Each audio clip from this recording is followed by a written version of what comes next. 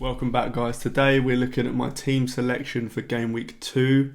So if you haven't subscribed already, make sure you do, but let's get into it. Okay, so I'm going to do a quick review of my game week 1 team.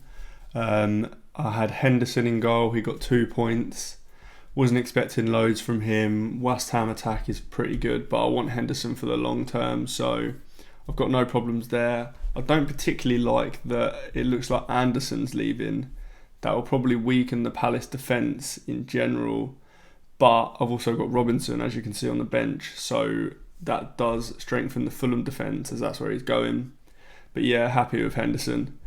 Trent Alexander-Arnold, 8 points. He could have actually had a lot more than 8 points. I think he got over 1 XGI, I think. So he could have got an attacking return quite easily, but very happy with him.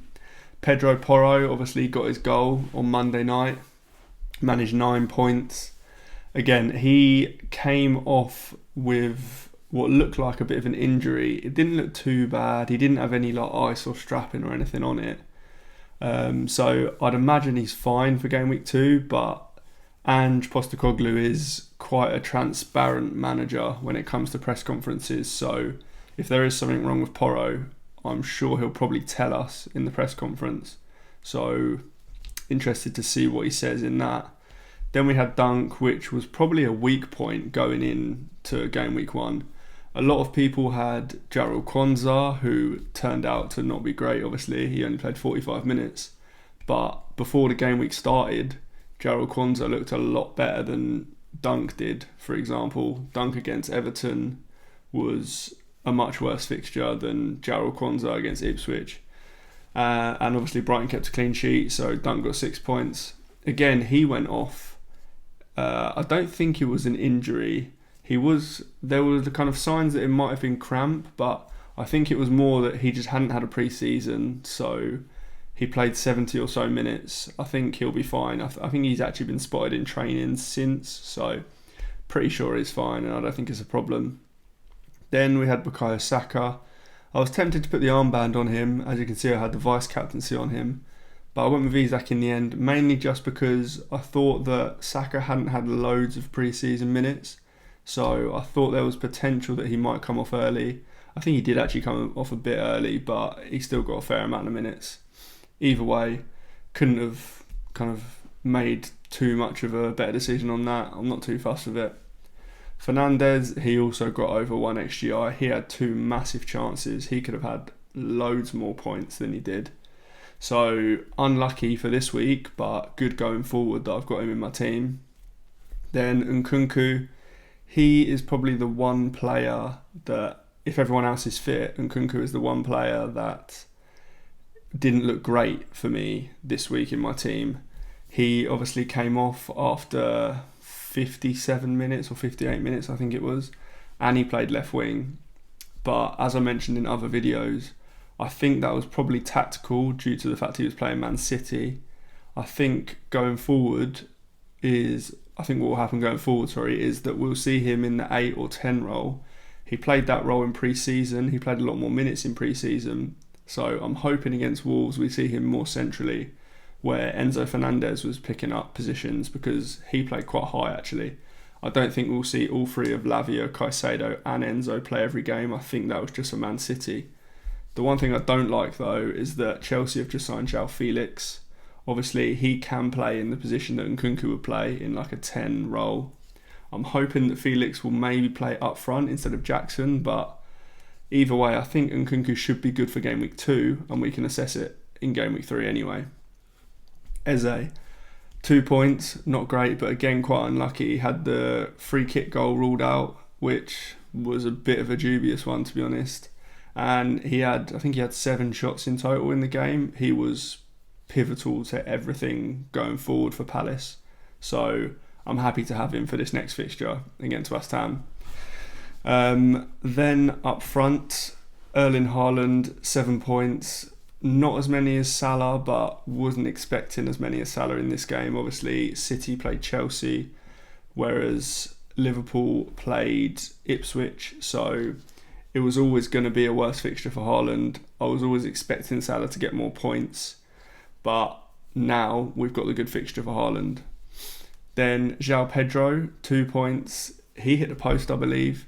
I'm not sure how involved he really was. I don't think he's particularly high up in the XGI stats, but he got good minutes, which is one thing I was worried about with João Pedro. I thought he'd come off between the 60th and 70th minute, but he actually got 80 plus, so really happy with that. Obviously, they've also signed a new central forward player in Ruta, so we'll have to see how that develops. And then Captain Isak, didn't help that obviously Fabian Schär got sent off, but at least Isak did get a return. I don't think that's a bad decision because it was a fantastic fixture. I think it was just unlucky in the outcome. And then there's not much to say about any of the bench players, to be honest. I wasn't expecting them to get any points and they didn't. So yeah, let's move on to Game Week 2 now. Right, so starting off with the goalkeeper position, I've obviously got Dean Henderson in goal. He plays West Ham at home.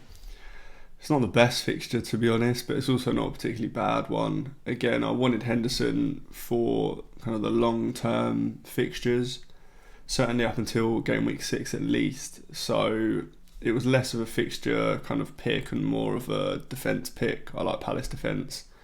Although, like I mentioned a minute ago, Anderson leaving definitely weakens that defence, which isn't ideal. But a 4.5 million goalkeeper, I'm not asking too much from him. I'm hoping for a couple of clean sheets within the next 5 maybe, so maybe we'll get one this week. On to the defenders now, and I've got Trent Alexander-Arnold of Brentford at home, I've got Pedro Porro of Everton at home, and I've got Anthony Robinson with Leicester at home. So starting off with Trent, he was always going to play every single week for me between Game Week 1 and Game Week 6 if he's fit. Nothing's changed there. He was absolutely brilliant in Game Week 1. Could have had an attacking return. And yeah, excited to have him in the team for Game Week 2. Pretty simple.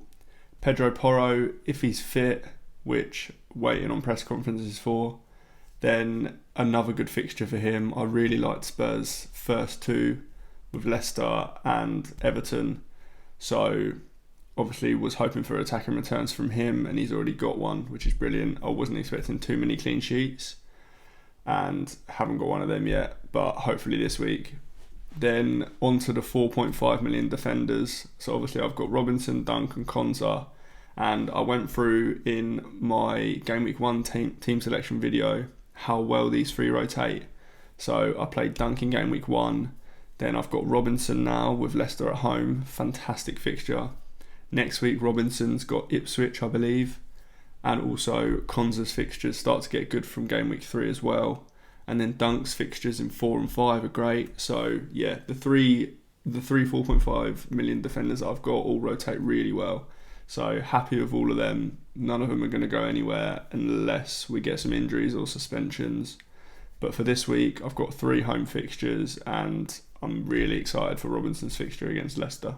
Okay, on to the midfield. It's the same midfield as last week. I've got Saka with Aston Villa away, Bruno Fernandes with Brighton away, Nkunku with Wolves away, and Eze with West Ham at home. Like I mentioned in the Game Week 1 review, I'm happy with all of these players, to be honest. Nkunku is the one that I'm least kind of happy with, or I'm most worried about, mainly due to his minutes.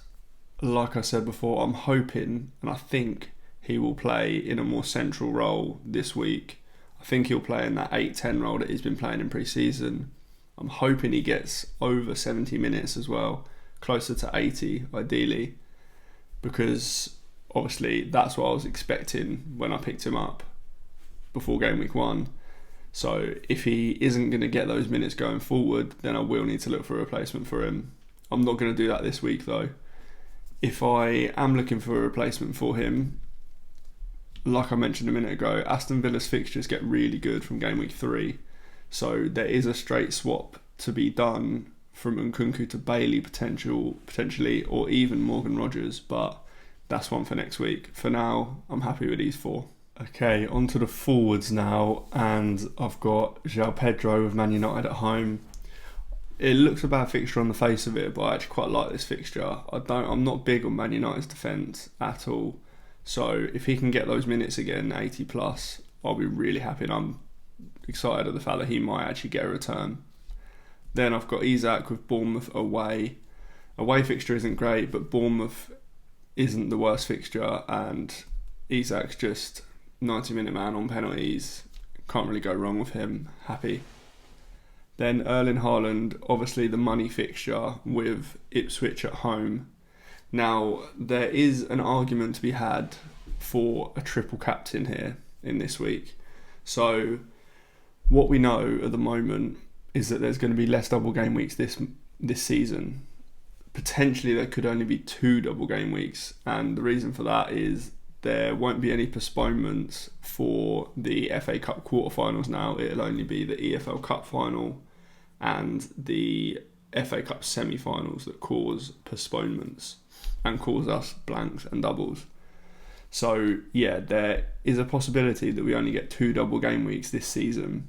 Now, obviously we've got a bench boost that we want to use in one of them double game weeks, and we've got this mystery chip that may be best used in a double game week. If we do only get 2 double game weeks and both of those chips will want to be used in doubles, then we will have to play the triple captain in a single game week. Now, I don't think there's going to be a better single game week than this. Ipswich at home is probably the best fixture you can get, and this is a time where Erling Haaland is fully fit, has no rotation issues. There isn't even another striker. They've sold Alvarez now, so they don't currently have another striker to play. But also, there's no Champions League, so there's no resting, there's no rotation, there's nothing. He will play 80 plus minutes, probably 90 minutes. So if we were using it in a single game week, this is probably the best opportunity for it.